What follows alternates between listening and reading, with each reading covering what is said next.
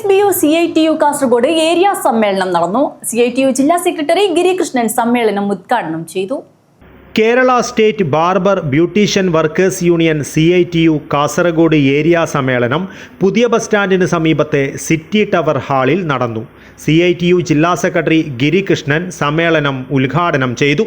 ഞാൻ മനസ്സിലാക്കുന്നത് ഏറ്റവും വലിയ പ്രശ്നം മുടി സംസ്കരിക്കുക എന്നുള്ളത്. അതിപ്പോൾ നിങ്ങളെല്ലാം പൈസ കൊടുത്തിട്ടാണ്, പ്രൈവറ്റ് ആൾക്കാരെ കയ്യിൽ കൊടുത്തിട്ടാണ് അത് കൊണ്ടുപോകുന്നത് എന്നാണ് ഞാൻ ഇപ്പോൾ മനസ്സിലാക്കിയത്.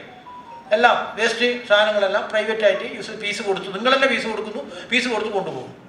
ഇപ്പോൾ ഈ സംഘടനയുടെ പ്രത്യേകിച്ച് നമ്മളുടെ ഒരു ഡിമാൻഡ് എന്ന് പറയുന്ന ഒരു ആവശ്യം എന്ന് പറയുന്നത്, ഈ മേഖലയിൽ ജോലി ചെയ്യുന്ന തൊഴിലാളികൾ ആ ജോലി ചെയ്യുമ്പോൾ ഇത്തരം സാധനങ്ങളുണ്ടാവും, വേസ്റ്റ് സാധനങ്ങളുണ്ടാവും. അത് അതെടുക്കാൻ, അത് കൊണ്ടുപോകാൻ ഒരു ഫീസും കൊടുക്കാതെ ഗവൺമെൻറ് തയ്യാറാവണം. കാരണം ഗവൺമെൻറ് തയ്യാറായി കൊണ്ടുപോയാൽ മാത്രമേ അത് വേണ്ട രീതിയിൽ സംസ്കരിച്ച് ജനങ്ങൾക്ക് ബുദ്ധിമുട്ടില്ലാത്ത രീതിയിലേക്ക് അതിനെ ചെയ്യാൻ വേണ്ടി കഴിയൂ. സനീഷ് കുറുഞ്ചേരി അധ്യക്ഷത വഹിച്ചു. യൂണിയൻ ജില്ലാ സെക്രട്ടറി ശിവദാസ്, CITU ചുമട്ടുതൊഴിലാളി യൂണിയൻ നന്ദകുമാർ എന്നിവർ സംസാരിച്ചു. പുതിയ ഭാരവാഹികളായി താഹിറ കാസർഗോഡിനെ പ്രസിഡന്റായും അബ്ദുൾ ജലീലിനെ സെക്രട്ടറിയായും സമ്മേളനം തിരഞ്ഞെടുത്തു.